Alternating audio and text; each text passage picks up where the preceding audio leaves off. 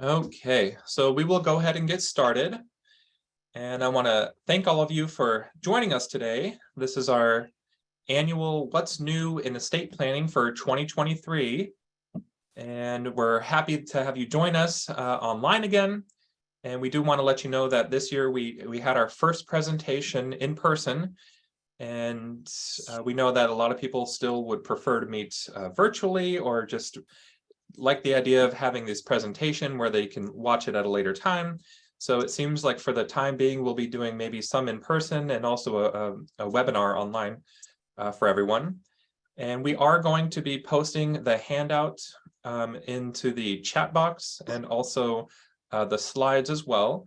And then afterwards, after the presentation, everyone will receive an email with the recording of the link to watch it later.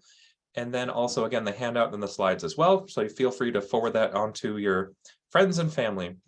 If you have any questions, you can post them in the Q&A, and we'll try to get to them either while we're going through the presentation or at the very end.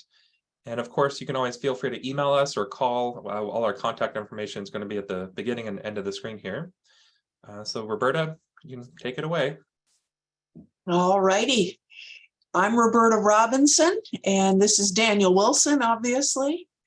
Daniel, if you could go to the next slide, we have a little bit of background about us.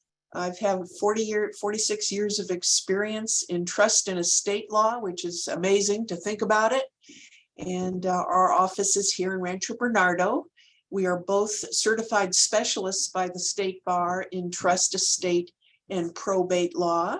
And I am the proud mother of Daniel Wilson, who's now in his 11th year of practice. Time just seems to have flown by. And I have 5 wonderful grandchildren. Daniel, you want to do the next slide? Yeah, so this is me. I'm Daniel Wilson, and I've been practicing again, solely in this trust and estate world. And so our offices are in Rancho Bernardo, and I'm also a certified specialist in estate planning. I have a Master of Laws in Taxation and try to be involved in the community. And so this is something, again, we're really happy to put on for everyone today so that we can talk about some changes in the law that have already happened and maybe looking forward to some things in the future. And of course, anything that we think would affect our clients on either the planning side or in administering trust that we're really educating ourselves and all of you about to see if there's anything that would affect you personally that makes you think that maybe you want to come in and talk to us. Okay, so here's the agenda for today. And we always like to start off with changes in the tax law in a way that's our world of estate planning that's driven by a lot of taxes. And most people are thinking, well, if I don't have such a large estate, do I really need to worry about taxes? You may not need to worry about it, but we do. So we'll tell you everything you need to know about taxes. And then the second part of the presentation, we focus on case law and any recent developments.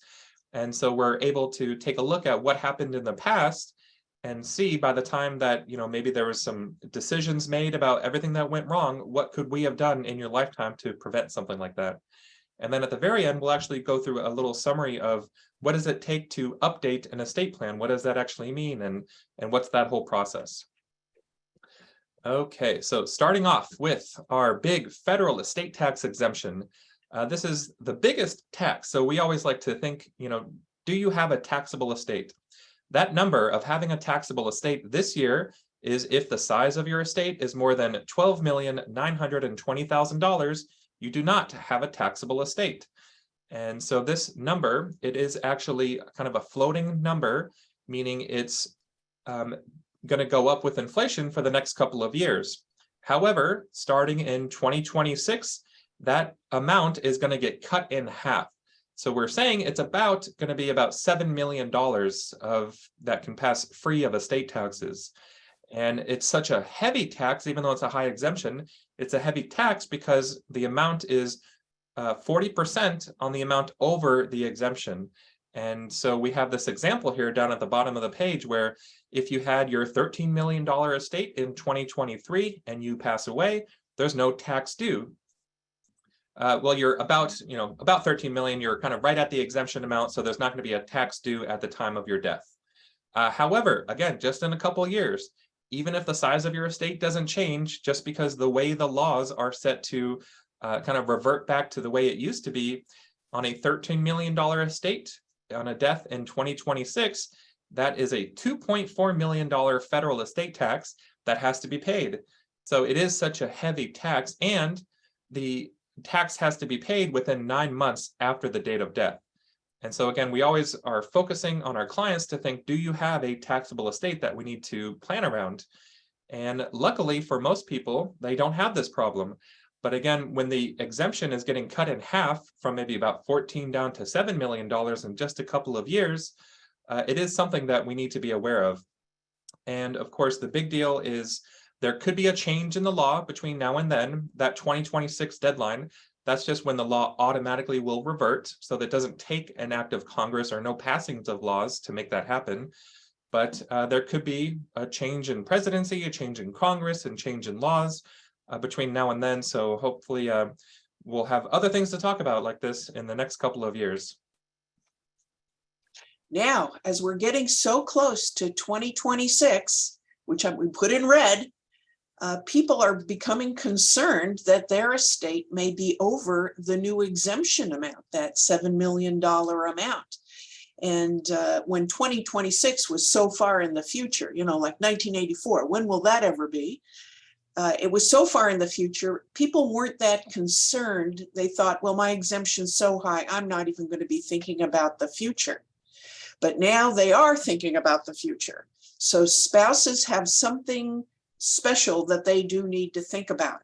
Here I've got 2 boxes of popcorn representing two $13 million exemptions. A married couple are 2 people, and there are 2 exemptions. So they can leave a total of $26 million free of estate taxes under current law down to their beneficiaries. But once we hit 2026, we only have 1 box of popcorn left because the exemption is going to be cut in half.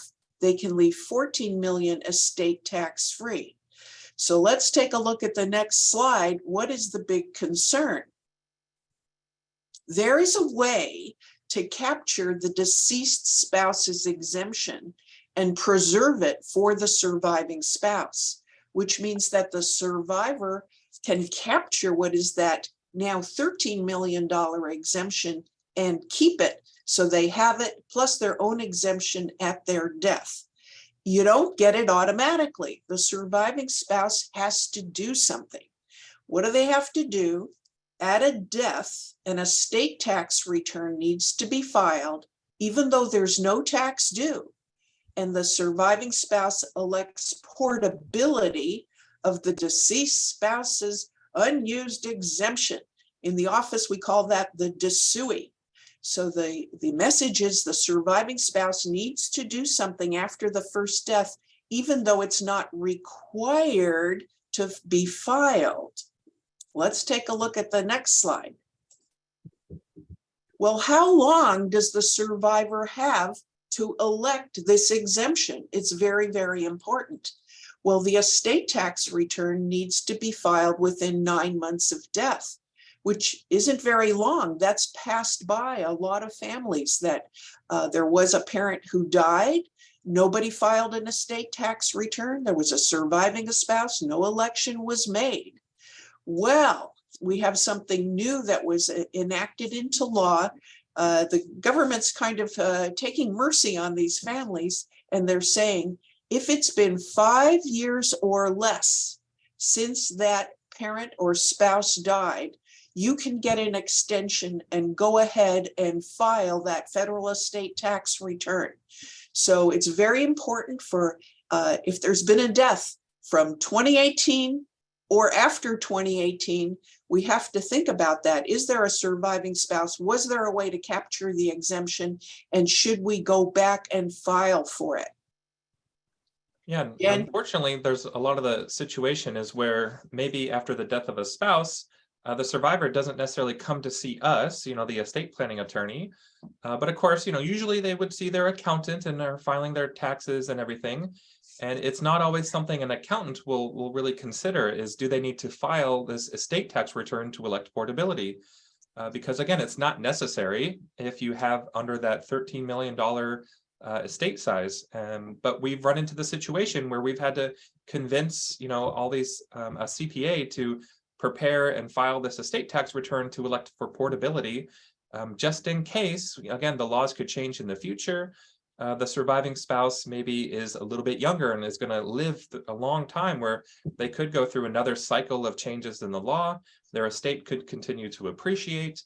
And so it's something where, again, if you want to have an action item, just take a look to see, has there been any spouse that passed away in the last 5 years, and does it make sense to elect portability by filing the estate tax return?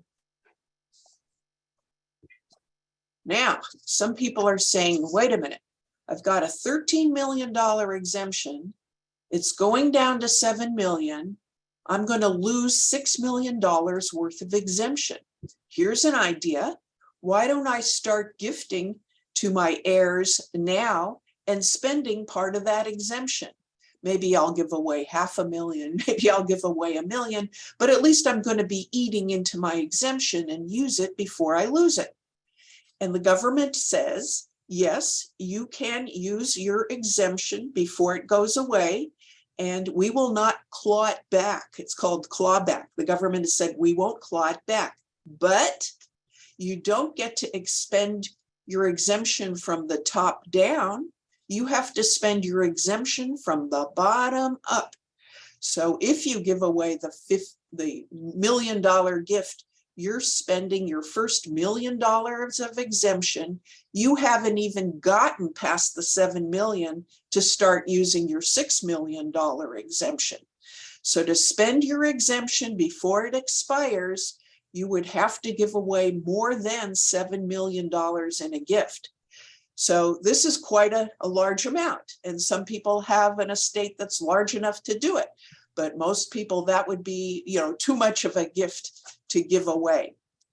If the gift is given while the person's alive, the person who receives the gift gets your income tax basis. And we're going to be talking about basis quite a lot all through this presentation. So let's remember what basis is. If I bought a stock at $10 and now it's worth $100, my basis is $10. And if I sell it, I have capital gain, $90 worth of capital gain to report and possibly pay taxes on. Well, if I gift the stock to a beneficiary, they take the $10 basis. And if they sell it in the future, they're going to report the capital gain. So that is one of the aspects of making a gift. If I own that stock at my death, the capital gain goes away because my beneficiaries get the new date of death value, the stepped up basis, as their new basis. At death, new basis; a gift, old basis. And speaking of taxes, so we focus first on the federal estate tax, which people commonly call the death tax. What about taxes on a gift that you make in your lifetime? How would that work?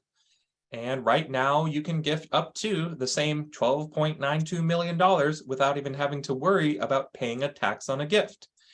And so that's a very common question we get. Somebody will ask, how much can I give without having to pay a tax on it? And it's a very, very high amount. Really, the question is, how much can you gift without having to report it on a gift tax return? And so this year, you can gift up to $17,000 per person per year without having to report it on a gift tax return. So as an example, if you wanted to pay, give a nice gift of some cash to your child, you want to give them $15,000, you could just write them a check and there's no reporting involved. The child just can receive that and then deposit it into their account. They're not paying a tax on it. It's not considered income. It's just a gift. If the amount that the person is giving is over the $17,000, so if they're, giving a gift of $20,000 to that child, the parent is the one that has to report it on a gift tax return. And so it's a Form 709 that you would fill out and submit to the IRS saying, I made this transfer of this asset. However, it's not taxable by anyone. You're not paying a tax on the gift. You're just reporting it on a gift tax return. And people also will come in and ask, what about if I pay for education expenses or medical expenses? How does all this work? Do I have to report it? And if you make a gift of medical or educational expenses directly to the provider of services, it's not a reportable gift. So if you were to pay for a child or grandchild's tuition directly to the school, that's not considered a gift. So I'm sure tuition is more than the $17,000. So that's why if you make a $150,000 payment of a child's tuition directly to the school, there's no taxes on, you don't have to report it on a gift tax return. And of course, medical expenses as well, and charitable gifts as well. So even if you were to make a very large charitable gift or contribution, you don't have to report it on a gift tax return. And the big deal about making large gifts, especially of appreciated assets, like Roberta mentioned, of maybe a house. You're thinking, I have these properties, maybe I want to gift one of them to my child in my lifetime. You can make the gift and report it on a gift tax return, but the child has the carryover basis. So if you bought the house for $100,000 and it's worth $1 million, if you gift it over to the child, they take that $100,000 cost basis. And that would mean that if they decide to sell it in their lifetime, that they would have to be concerned about paying the tax on all that gain. Alternatively, in your estate, if you left it to the child to say, upon my death, this house goes to the child, they do get the benefit of the stepped up basis. So if the house was worth $1 million at the time of your death, and the child inherits it, and they maybe sell it for $1 million, there's no tax on the gain because the basis was stepped up equal to the date of death value. And so that would happen with stocks and real estate, all of these assets that could have appreciation that sometimes you want to consider, is it better that they inherit from you? To kind of lessen the tax burden. So we've been talking about transfer taxes. How do you transfer assets or wealth to other people? We talked about the estate tax, the gift tax. There's a third transfer tax called the generation skipping transfer tax. And let's talk about what is generation skipping. I can transfer assets directly to a grandchild or somebody in the generation of my grandchildren. So it could be even a sibling's children or grandchildren. And if I give it directly to them, that's called a direct transfer. And the government says that's a generation skipping transfer. And since 1976, we've had a law about making generation skipping transfers because we, the government, are missing out on a transfer tax if you go skip your children and go down to your grandchildren. Well, there is an exemption, a certain amount that can pass tax-free directly to my grandchildren, and it's that $12,920,000. It's the same number, but it keeps us out of a generation skipping transfer tax. If I give more than that to my grandchildren, there will be a 40% tax on the excess, in addition to the federal estate tax that we're worried about. What's an indirect generation skipping transfer? And this is very common. I might say, rather than leaving my estate outright to my children, I'm going to leave it in trust for them. The Roberta Robinson Trust will continue. It will provide my children with income, maybe principal for their reasonable needs. But when my child dies, that trust goes to my grandchildren. So that's an indirect skip to my grandchildren. That's a generation skipping transfer.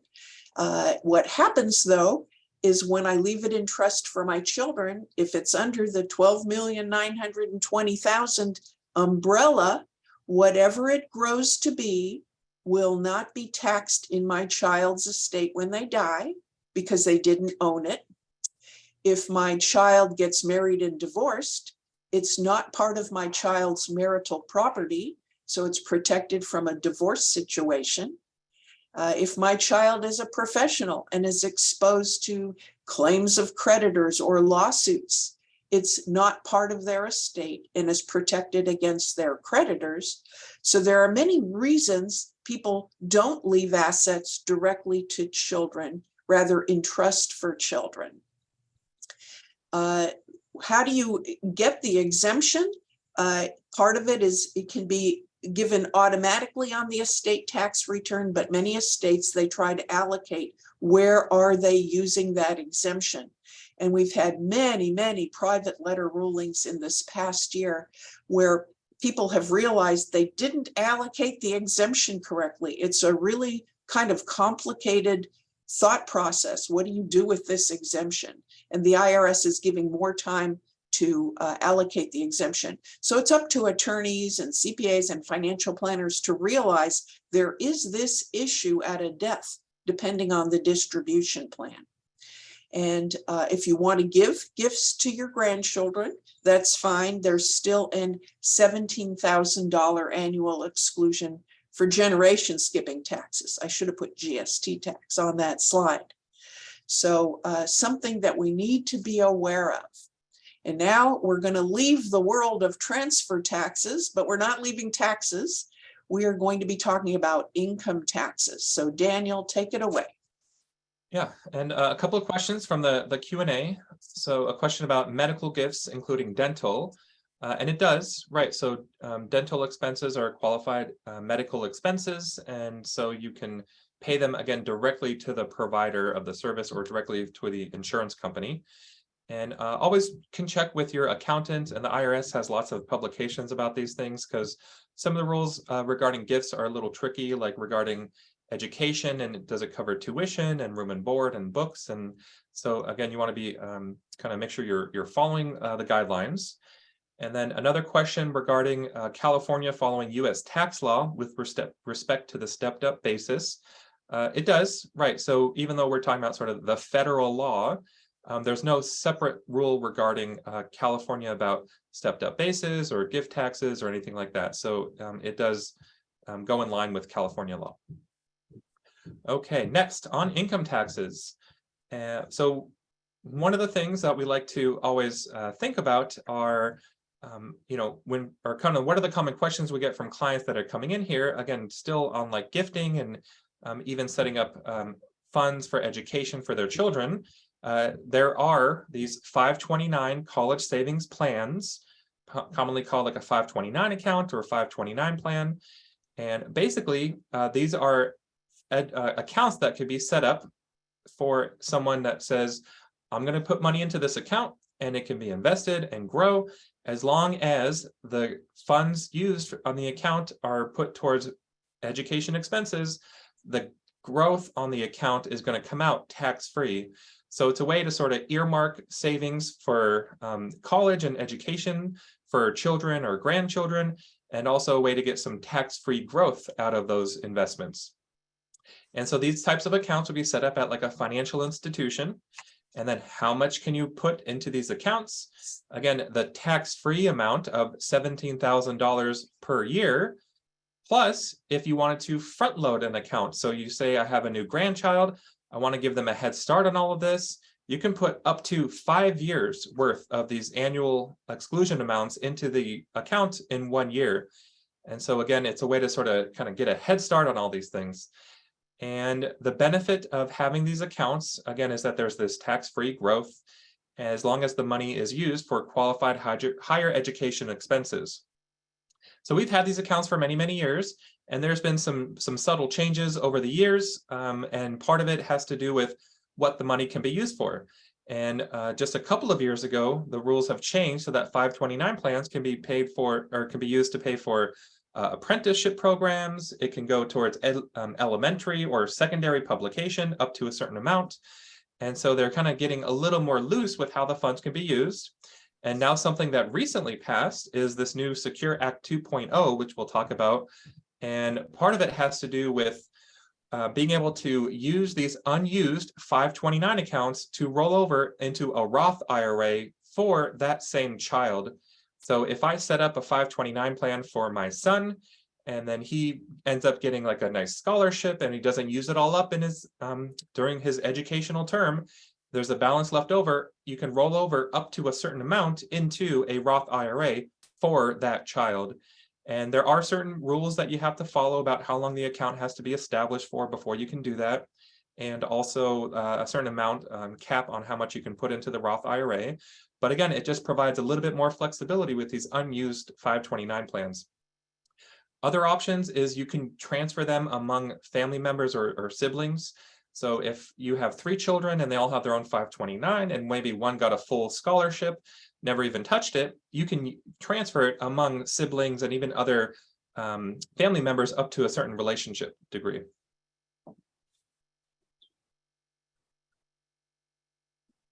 Well, have we talked enough about basis? No, let's talk some more.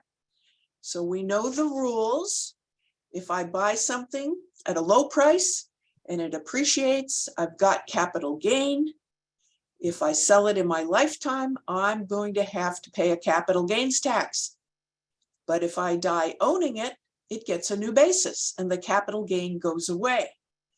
Well, here you see a son and his father, and they're really good friends. And the son says, Dad, I've worked at Qualcomm for a long time. I got stock at a very low number. My stock has really appreciated. If I sell that stock, I'm going to have this ton of capital gain. But Dad, if I give it to you and you die owning the stock, it gets a new basis. The capital gain is gone. So imagine what this feels like. A kid telling his parent, hey, if you die, I'll get a new basis on my stock. It's something I was always like not really happy to talk about.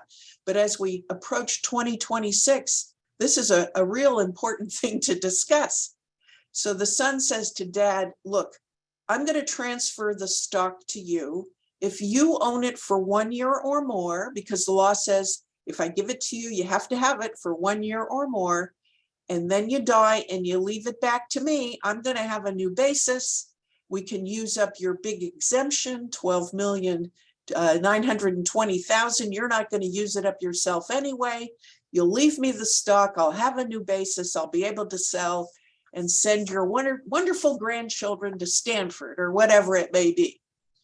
And Dad says, sure, I'd like to do this for you. I don't know how you thought about me passing away and the financial benefits to you, but I'd like to do this for you. And the son starts thinking, wait a minute. If I give it to Dad, I don't have any assurance that he's going to leave it back to me because he'll be the owner of the stock. He can change his will. He can change his trust. He could leave it to my sister. He could decide, I'm doing really well. Why should I leave it to my son? I'm going to leave it to my daughter. So the son's thinking, wait a minute, I need more control over this gift I'm going to make. I will create an irrevocable trust right now, meaning that it can't be changed. I'm going to put the stock in it. My dad can have the use of interest, dividends, we'll write up what can he have the use of, but the trust will say at his death, the stock must come back to me. So that sounds like a great plan. And I'm going to say to the son, it is a great plan, except in an irrevocable trust, that asset will not automatically be included in Dad's estate unless we give Dad something called a general power of appointment. He needs enough control over the trust that the IRS will say, yeah, we'll include those assets in Dad's estate. Even though it was in trust for him, he had so much control, we're going to include it. It will get a stepped up basis. Well, what's the most control we can give Dad in one of these general powers of appointment is the control to change the distribution plan, to change the beneficiaries. Well, we don't really want him to have that power. That's why we're setting up this trust. So what's the least amount of control we could give Dad and still the IRS will allow the stepped up basis? Well, one of the smallest powers you could give Dad is the power to make the trust payable to his creditors if he has any. So assuming Dad is a stable financial person. He doesn't have big creditors. He's not going to change the trust to pay off some big creditors. It's just a power that's written into the trust that he really doesn't plan on exercising for any reason. That's enough power that it will be included in his estate when he dies. So we're going to be seeing this, the younger generation setting up trusts for the older generation to get a new basis at a parent or other older person's death. So we call that upstream basis planning.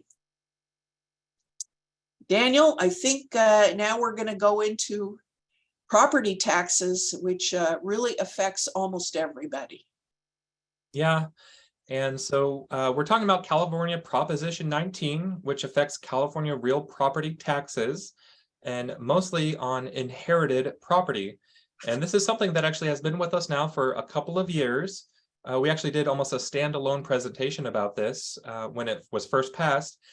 And we're just trying to educate people as much as possible, but we are starting to see some of the fallout, for better or worse, of this proposition going into action. And so here we'll talk about what is California Prop 19 and how could it affect you. So this has to do with when a parent leaves property to a child, and it says, upon my death, my house goes to my one son. If the child wants to continue to keep the parent's property tax bill the same, they would have to move in to that house after the parent passes away. And that is really the only way now that the property taxes can stay the same when you're transferring California real estate from a parent to a child. And so this is a huge shift in the way it used to be. We used to have the parent-child exclusion that says up on the parent's house, they could leave it to the child could rent it out, or they could do whatever they want with it. And then if they could keep the property taxes the same. Not only that, they could even leave other property to the child. So if I have like maybe a rental property, up to a certain amount could also be left to the child and no change in the property tax laws. But now we're under this Prop 19 regime, which says the only way the child can keep the parent's property taxes the same is, again, from the parent's primary residence, and then the child moves in and keeps it as their primary residence after the death. And even then, the property taxes would stay the same only if the assessed value of the property is less than, or the fair market value is less than $1 million over the assessed value. And so if you are thinking about your property tax bill for California, you have the upper right portion that actually shows, what was the property assessed at, talks about land and improvement and all these things. That's the assessed value, which for some people, if they bought the house a long, long time ago, generally it's about 1% of the total value of the property as of the date of purchase. So if you bought the house for $100,000, your assessed value could be based off of the $100,000, and it can only go up so much every year. But if the value of the house is now maybe $2 million, you're well above $1 million above the assessed value. And so even in the case where the parent is their primary home and they leave it to the child and the child moves in, there will still be a partial reassessment of the property. So that difference of the excess above the million gets reassessed as if you bought it new. And so this is a huge change in the law. And we're starting to see some of the fallout where we have, the kids coming in, and usually that's maybe the successor trustee is also the child. And they say, well, that mom's biggest asset was her house in Encinitas, and it's worth, I don't know, maybe $2 or $3 million. It's a nice house. It's not a crazy house on the cliffs, but that's just the value of those properties out there. And we're having to tell them, one, you would have to move into the property even to keep partially the property taxes the same. And then if you think it's a great rental opportunity, you're going to rent out the property, you're going to be fully reassessed on the property taxes from the date of death. And so it's just going to affect a lot of people. And again, not just on those crazy, homes on the coast. It could be anywhere, like we're here in Rancho Bernardo, that people have owned properties for like 50 or 60 years. They could be original owners, and they pay like $30,000, $50,000 for these properties. And, a modest home is now $600,000 or $700,000. And so these property taxes are just going to be jumping up when a parent passes away.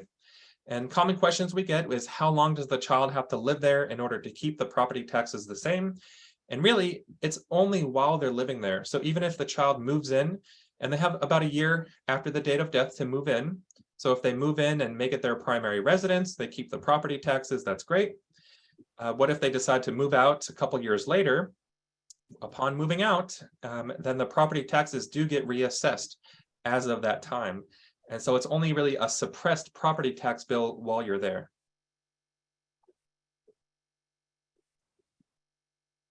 And so again, it's really something we're having to tell clients about. Sometimes there's not a lot of planning to do about it. That's just the way the law is right now. And so it's just something that the parents can think about. Does it make sense to, even talk to the kids and see, do they want to move into the house after a death? But the big deal, of course, is like on these rental properties, no matter what, if I'm the parent, if I have these other rental properties and they go to my kids, those properties will get reassessed. Even if the kids want to move into one of them after my death, because it wasn't my primary home, the property taxes do get reassessed. So some of the questions, again, we're talking to the clients about is, first off, do you think the kids would want to keep the property?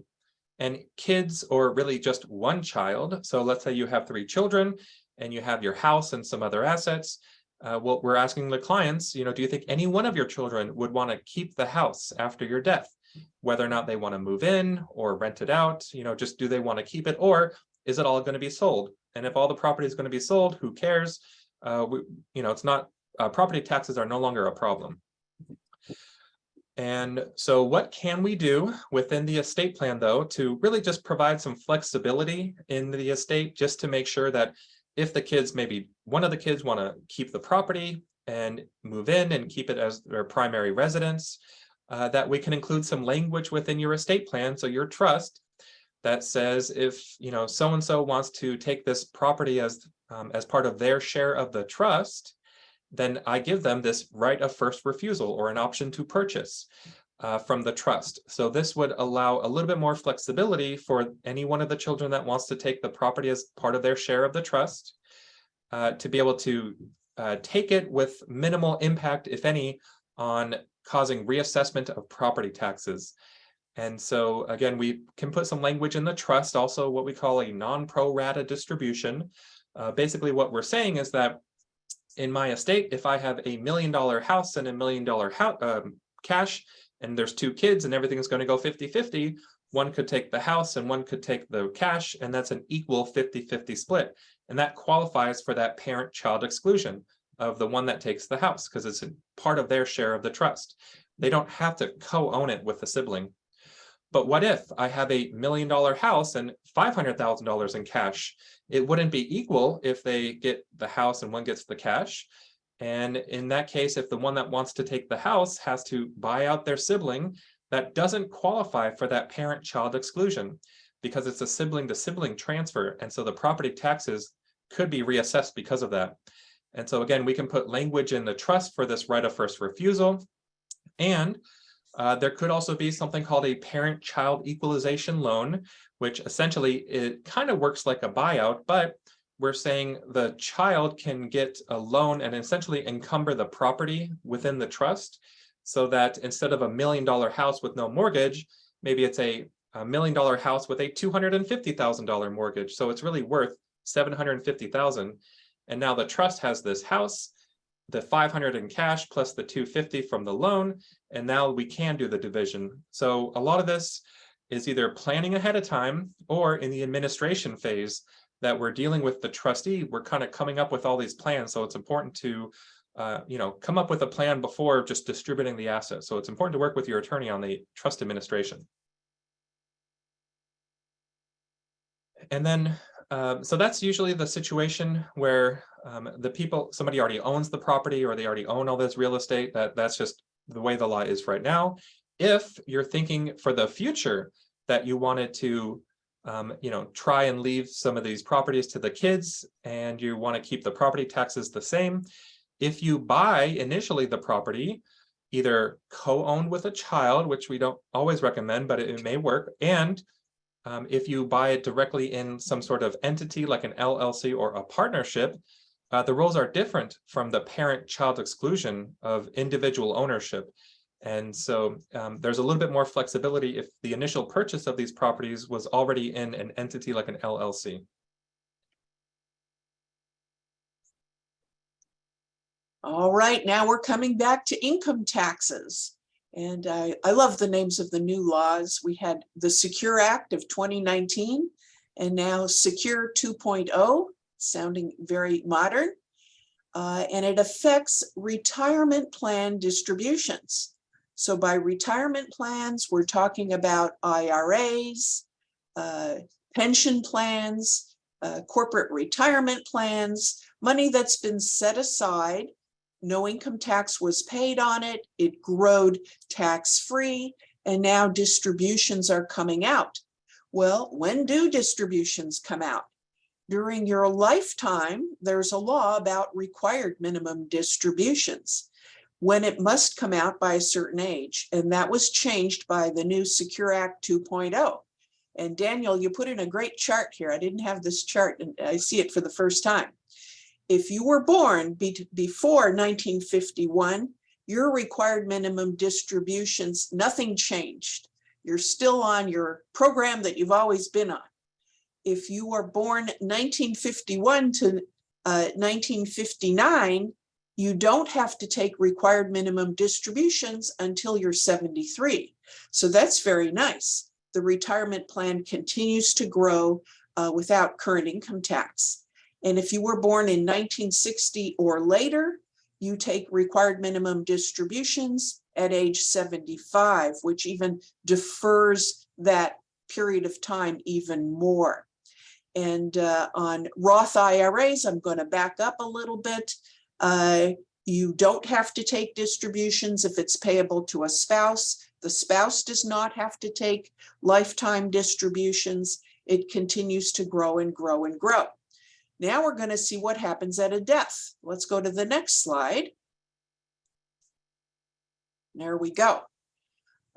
So after a death, under Secure 2019, you might have heard it before from us, but people are really living with it now and they're saying, what? I didn't know this changed. So there's 3 different categories that establish how fast does a beneficiary have to withdraw from a retirement plan after the participant has died. So the parent has died. Who gets to use their life expectancy for withdrawals? Life expectancy is great. I think right now the IRS chart is like it's 106. We're all going to live over 100 years old. And if you can use your life expectancy for payouts, you can take out small amounts every year if that's what you want to do, so that you only have an income tax on small amounts and let the rest continue to grow. So that's a really good option. Who gets that option? A spouse, a minor child until they are an adult, a disabled or chronically ill person, someone who has special needs, for instance, and a beneficiary who's less than 10 years younger than the owner. What does that mean? So if I leave a retirement plan to my sister, who's 4 years younger than me, she can use life expectancy for withdrawals. What's the worst option? The 5-year plan, which means that the retirement plan must be withdrawn. All the income taxes must be paid within 5 years of death. If you leave it payable to your estate as the beneficiary, do not do that. If you have no beneficiary on your plan, do not do that. Or if it's payable to someone who actually has died. So what the message is here, check your beneficiaries. Make sure you've really named living actual beneficiaries. Or if you pay it to a trust as the beneficiary, and it's not the special see-through trust. So what's a see-through trust? A see-through trust is a trust that's written in a special way where we can see who the designated beneficiary is, and it's not a muddled up situation. We have clear individual or individuals as beneficiaries. So sometimes we do write a trust to receive a retirement plan. We want it to be protected from the child's creditors, a divorcing spouse, etc. But everyone else, and that's almost everybody, is going to be on the 10-year withdrawal plan. So if I leave my retirement plan payable to my children, they must withdraw it within 10 years of my death and pay all the income taxes. What has happened is that we thought, well, the law didn't say, maybe the child could wait till the last day of the 10th year to withdraw, and during that time, it would just grow tax deferred. But the IRS has come out with a ruling saying the child does need to take required minimum distributions during that 10-year period. That ruling came out rather late. So for 1 year, they said, forget about it. You don't have to take it. I believe that was 2020. But for 2021, 2022, if you inherited an IRA account and you didn't take any distributions, you've got to make up those distributions, no penalty, but you will have income, and continue to take required minimum distributions until the 10th year. And our next slide, again, check your beneficiary designations. Everybody likes to think, I've done my will, I've done my trust, my powers of attorney. I don't have to think about anything. I'm putting it away. I'm putting it on the shelf. That's it. I'm done. Well, your retirement plans, life insurance, annuities pass according to designated beneficiaries on those contracts that you have filed with the institution that has that investment. So along with all the documents the lawyer prepares, you have to have these documents prepared. The institution has accepted it. You've checked it. It's up to date, and keep a copy of it with your estate planning documents. Not only do you want a first beneficiary, you want a second beneficiary just in case the first one doesn't outlive you. So be sure to check your retirement plan, insurance, annuity beneficiaries. Okay, and so we're finished with taxes. Thank you all for sticking with us. Before we move on to case law updates and some changes in maybe our probate code, just a couple of questions going through the Q&A. So Roberta, regarding the upstream basis planning example, does funding the trust for the parent use up the son's lifetime exemption? Oh, good point. So when the son makes a gift, guess what? He's spending his exemption. How much is he spending? Whatever the fair market value is of the gift on the day he makes it. It's not his lower basis that he's spending on the gift. It's the full fair market value. So yes, he is spending down some of his exemption, which is a great question.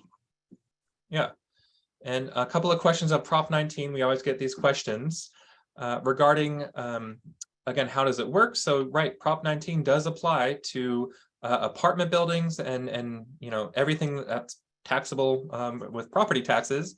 And so, if the parent has their house and then maybe an apartment complex and they die, that apartment complex will be reassessed and as of the date of death. And so this is just the new laws under California code. And then also, the child does have to, if the case where the parent does have their home and they leave it to the child does have to move in order to keep the property taxes. So there's rules and everything that we would, talk to the child if they're going to be moving in and want to make sure they qualify for the parent-child exclusion. But they do have a year after the parent's death to move into the property and then treat it as their primary home. Okay, and then a question about IRAs. So Roberta, if someone leaves an IRA to their girlfriend who's 3 years younger than him, she can draw the RMDs over her lifetime? That is exactly right. Perfect question. So that person does not need to be related to you. They just have to be within 10 years of your age. And then are there any rules that are different on a Roth IRA? So if you inherit a Roth? Ah, that's a good question. Well, on the Roth, the government figured out, gee, we can't let these Roths go on forever. They're growing tax-free. This is too much. So when it gets down past the spouse, if there is a spouse, and now it's payable to the children or even the grandchildren, they are on the 10-year withdrawal program. So they must get it out of there. They're not taxed on the income because the Roth is tax-free. So the Roth is the goose that laid the golden egg, but they must take it out within 10 years of the death, and that's the end of the Roth. Yeah. And then just a couple questions. So regarding stepchildren and grandchildren, about relatives. So specific in the realm of property tax planning, stepchildren can be included from a parent to a child for the exclusion in very kind of narrow situations. So same for grandchildren. So there's very specific rules of when they can qualify. So there is a way to qualify for that parent-child exclusion from property taxes if it's going from a parent to a stepchild or from a parent to a grandchild, grandparent to a grandchild, but those rules are very technical. And then finally, yeah, if one spouse dies and they owned real estate, does all the property get a stepped up basis on the death of the first spouse? Roberta, I'll let you take that one. So this is a basis day. So the Internal Revenue Code says if the property was owned as community property, the entire property gets a stepped up basis, even though the other spouse didn't die. So what is community property? We have to potentially prove to the IRS that this asset was community property. If they have a community property agreement in writing saying these assets are our community property, that's it. Under California law, you put that agreement in writing, it's a done deal. If they don't have a community property agreement, we may have to prove that the assets are community property, which are earnings during marriage and assets bought with those earnings. If the assets were owned prior to marriage, or if the assets were inherited, that's separate property. That's not community property. The rule for separate property is only when the separate property owner dies does the investment get a new basis. So that's a long answer. It depends. Is it community or separate property? Okay, and thank you for the questions. So again, yeah, put them in the Q&A if you want us to answer them. Next, so again, now we're changing from the tax law to just our California probate code and cases that have come out. The first one has to do with fiduciaries. So that's kind of the general term we use for your successor trustee, your agent under your power of attorney. They're just considered your fiduciary. So they're potentially in charge of handling your finances, either in your lifetime if you're incapacitated, or upon your death and sort of executing your estate, like your executor or your trustee. And now there is a change in the law that says professional fiduciaries. So these are people whose job it is to act as a trustee or executors for other people, that they now have to post their fees on their website. So in California, starting this year, any licensed professional fiduciary must post their schedule or range of fees, including hourly fees and services offered. And so that's very common that it comes up where a client comes into us and they say, you know, I don't want my kids handling this. Either they're not capable, they don't live here, I think they're going to fight. And for whatever reason, I just don't feel comfortable having my kids named as my, trustee or my executor. Instead, maybe I'll name a friend or someone else, and we get a chance to tell them, oh, by the way, did you know there's a whole career that exists of people that will act as your fiduciary? And so they are licensed by the state and certified and insured, and they go through training. And so there's a whole career of people that will act as your trustee. So in the event of your death, they'll take over and then follow whatever your will and trust say. And in the event of your incapacity, that they'll step in and get onto your accounts and help pay your bills and manage all these finances for you.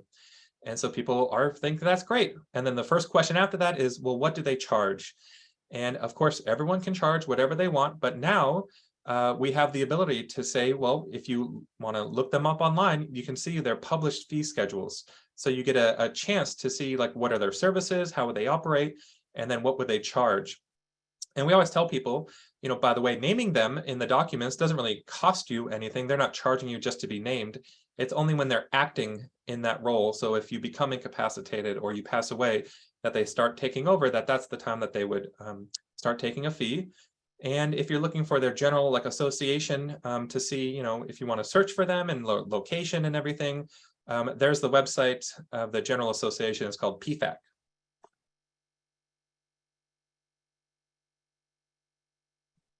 Yeah, we have a brand new law in California. It's a mouthful. It's called the Uniform Partition of Heirs Property Act.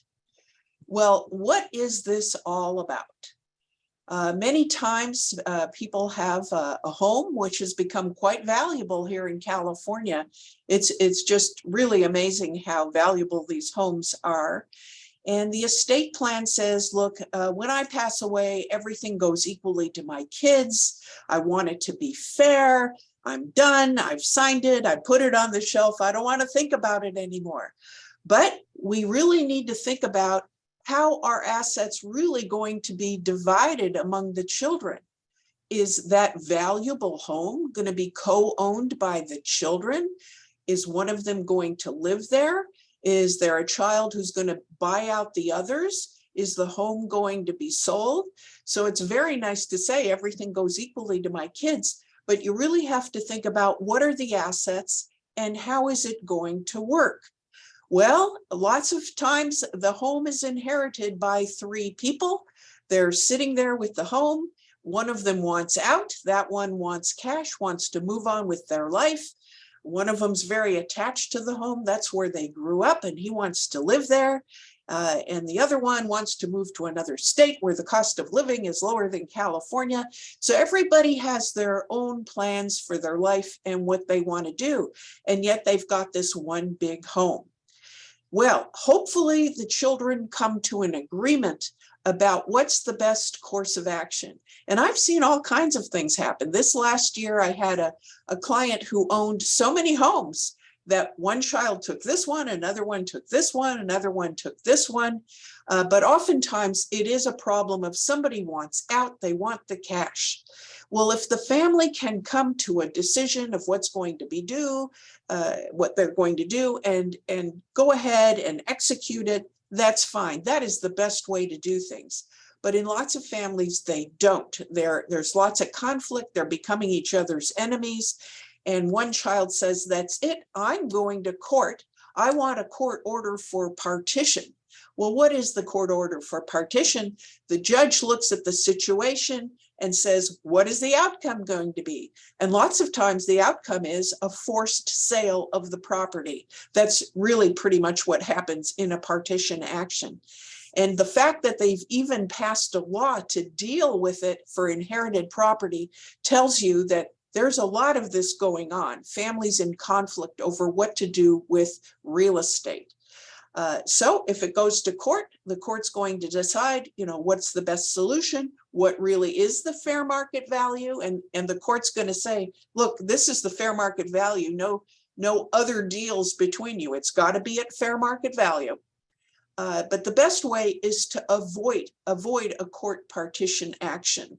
And it really means as the parent taking a look at what is the real estate that is owned, what's the likely outcome here? Is there a dependent child living in the home? What's going to happen to that person if the home goes equally to the kids? Put the cards on the table, probably even talk to the kids and talk about what should happen so that there is an agreement and it doesn't have to go through the court system. All right, so some other changes in the law have to do with administering a trust in the person's lifetime. So typically the creator of the trust is called the trustor. So this is the person, again, if I'm setting up my trust and it's a revocable living trust, I'm the trustor, I created it. And a lot of times our clients, we don't really get into this administration side, so we don't really go through the details of what needs to be done after the death of the client. But sometimes it'll come up where we say, in this case, if you were to pass away, the successor trustee takes over. They have these duties and liabilities that they have to follow. So there's certain rules that they have to follow. And in California, one of these rules is to notify all the beneficiaries and heirs that they have a right to see a copy of the trust and that they have a period to contest the trust. So this is what we call the duty of notification. And typically what will happen is after maybe the trustor or a client of ours has passed away, the successor trustee comes in to see us, and we say, you have this duty to notify all the beneficiaries and heirs.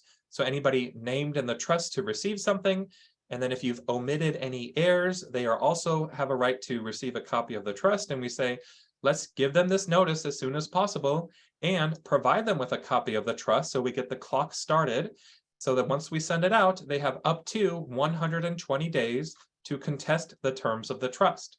So it's a relatively short period of time, 4 months from the day you send out the notice. And we like to get that going as soon as possible. And so, the trustee will say, okay, that makes sense. This person's passed away. The trust is irrevocable, so no one else can change it. So, from the beneficiary's perspective, doesn't it make sense that you'd want to see what the trust says? So you see, okay, I'm getting 10% or I'm getting 50% of the trust. Another duty that the trustee has is to account to the beneficiaries. So the trustee has to proactively say, okay, now maybe it's time to do the distribution. So here's all of the assets as of the date of death. So there's a house that's worth $1 million, bank accounts, investment accounts. All of these assets are part of the trust, and this was what it was worth on the date of death. And then I have a separate list of these are the assets that came in. So I have income, interest, dividends. Maybe I sold something. These are the costs of the sale. I liquidated the account. Here's some gain or loss. So all of that goes on an accounting record. What you started out with, money came in, money went out, and then here's what's left. And so that's been the rules for forever of administering a trust after the death of the creator. But there was a law that changed just last year, actually, that we still want to tell people about, that said not only do they have to follow these duty to notify and the duty to account at your death, but if the trustor, the creator of the trust, becomes incompetent or incapacitated, these rules kind of must happen in your lifetime. So you don't just have to wait until the person passes away when the trust becomes irrevocable to send out a copy of the trust and then start accounting to the beneficiaries. But now the law says in the person's lifetime, if they're incapacitated, the trustee has to send out a copy of the trust to the beneficiaries. The trustee must start keeping an accounting record for the beneficiaries. And this is a huge change in the law. As attorneys representing trustees and our clients, we have our confidences where everything must be confidential, and we never like to give out information. And it's really important that everything stays private. That's one of the benefits most people think of kind of doing these estate plans with the trust. But the potential for a bad trustee to not get caught of dealing with maybe a long-term period of incapacity. So we know nowadays, your body's alive, but your mind may be gone for many, many years. So we're putting these estate plans into practice for periods of incapacity, that now we're telling the trustee, even though, this person's alive and you're supporting them with their money, that all the beneficiaries, so any money that would inherit from them after their deaths, have a right to see a copy of the trust and the accountings during their lifetime. And so this is the way it is unless the trust says otherwise. So now we can have these discussions with our clients to say, if you are alive and incapacitated and your successor trustee gets on board, do you feel like, do you like the idea of maybe the oversight or the transparency that the trustee is beholden to the remainder beneficiaries to have to give them an accounting record and a copy of the trust, or not? So if you don't like that information getting out there, maybe in your lifetime, that you say, I don't care, I don't want them knowing how much money is being spent on me. If I want to live in the best care facility, then I want to spend my money to pay for that. And I don't want these beneficiaries to think, well, trustee, I'm going to tell you what to do because you're spending down my inheritance. And so we can put it into the documents themselves to say, no, the trustee, you don't have to give them a copy of the trust or to start accounting to them until my death. And so the case came up recently where I had a client come in, and for the most part, they're leaving most of the estate to charity. So some bequests to like family members and things, but overall, most of it's going to charity. And they said, yeah, we don't want to have the charities to get involved with any of this. We just want them to get whatever we think they should get at the very end. So if it's a lot of money because we just went real quick, that's great. If it's, all of our estates being spent down by the trustee, so be it. It's meant for our benefit. And we don't want the trustee to have to account to them and give them notice of the trust. So that's something, if you feel like is important to you that you want to put into the trust, you can talk to your estate planning attorney. How to amend a trust. Well, this is in the news. I was driving away from the office the other day. I hear on the radio that Lisa Marie Presley passed away. That's the daughter of Elvis Presley. And I thought, oh, that's sad. That was not a full life. And the next week I hear on the radio that her mother, Priscilla Presley, and her children, the grandchildren, are in conflict because Lisa Marie Presley signed an amendment to her estate plan, which was not notarized. And now there's conflict between the mother and the grandchildren. I go, I can't believe this. This is in the news. It's everywhere. Let's take a look at the Balistreri case that we're looking at in this slide. The facts in this case are a husband and wife signed an amendment to the trust the day before the husband died. So, you're wondering already. It was not notarized. His signature was not notarized. It's just a document that was signed the day before he died. The trust said in the trust, the formal way to amend the trust is that it must be in writing, it must be signed, and it must be notarized. The trust said it must be notarized. Well, it went to court, and the court held that the amendment was invalid because it didn't follow the trust procedure. It wasn't notarized. Let's look at the next slide. Last year, we had a similar case. We had the Haggerty case. What were the facts in the Haggerty case? The trustor prepared a handwritten amendment to her trust that omitted a beneficiary.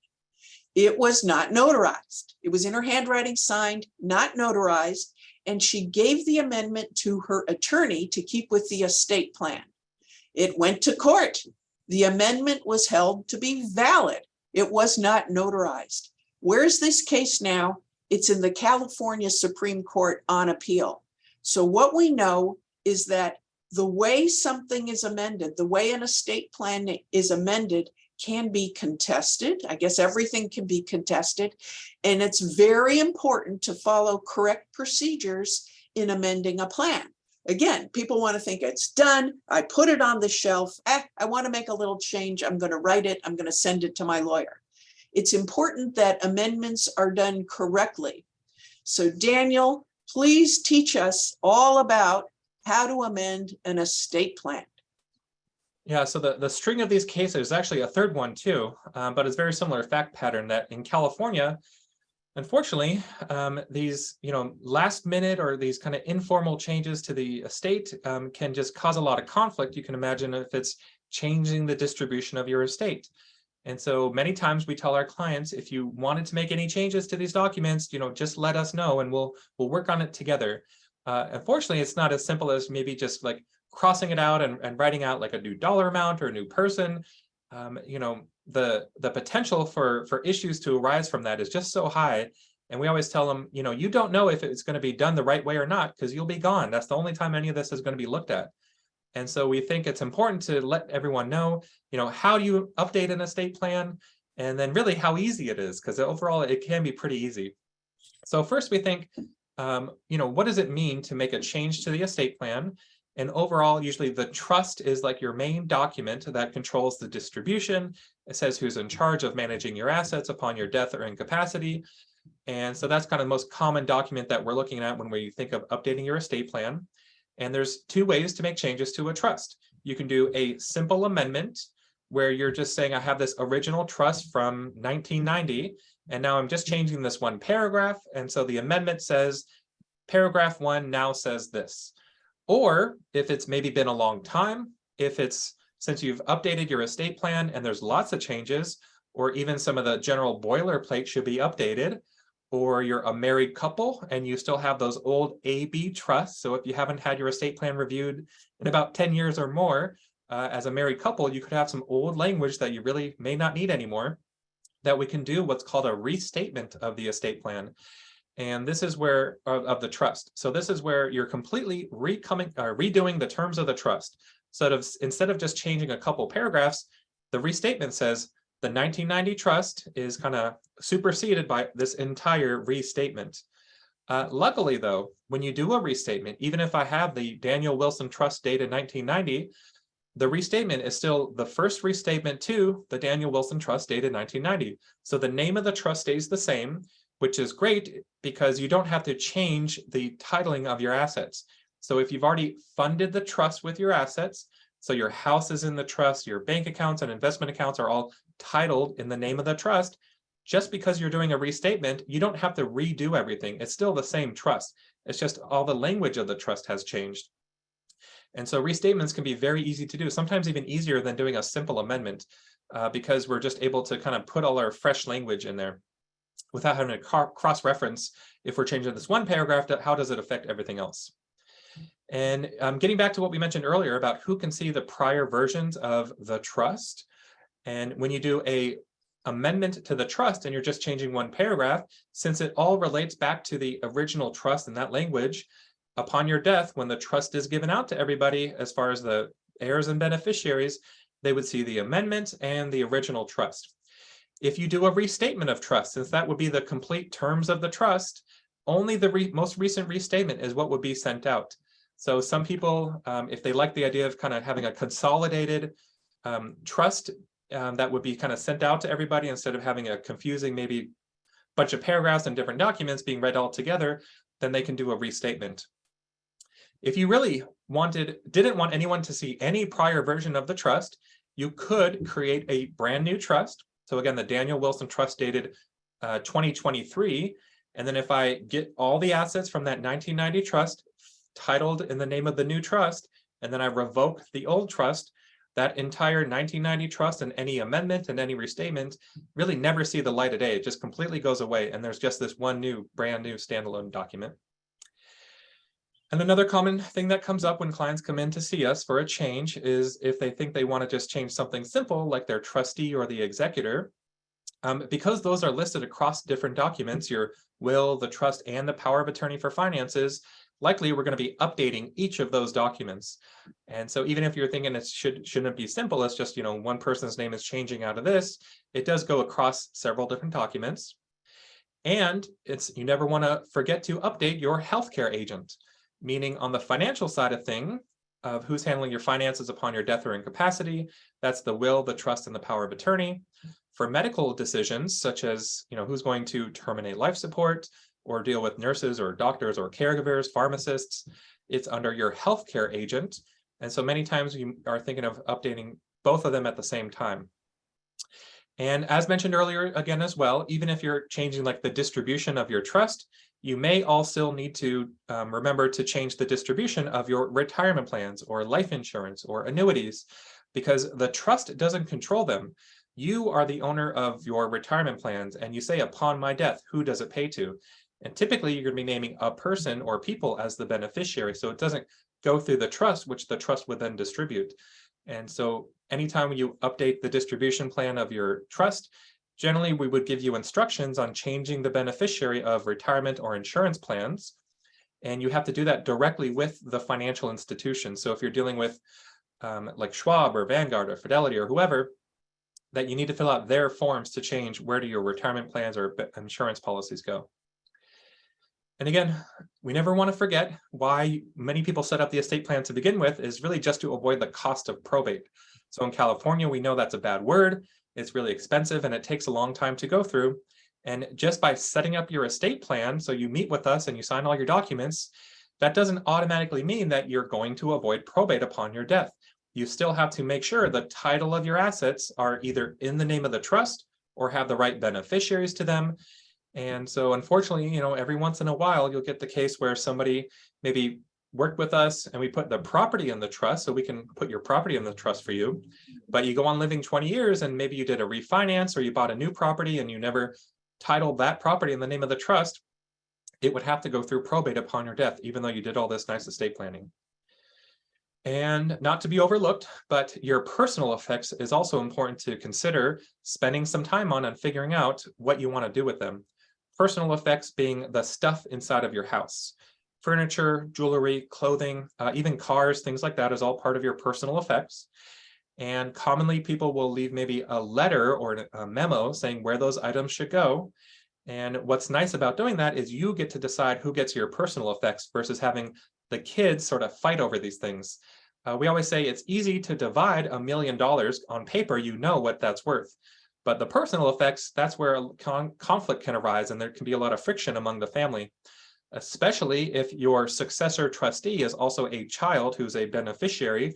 That, are they going to sort of pick and choose what they want of the personal effects, and then the rest of the family gets, what's left. And so if you are the one leaving the instructions of who should get what of your personal items, then that's something that you can kind of keep with your estate plan and update it on your own as your desires have changed. And last but not least, think about your pets. So a lot of times people come in here and, the kids, okay, who cares about them so much, but I have these pets I'm really attached to, and I want to provide for them. You can do everything as simple as just leaving a letter of instruction of, like, who are their vets, who do you want to take care of the pet. You could include a bequest for somebody to take your pet.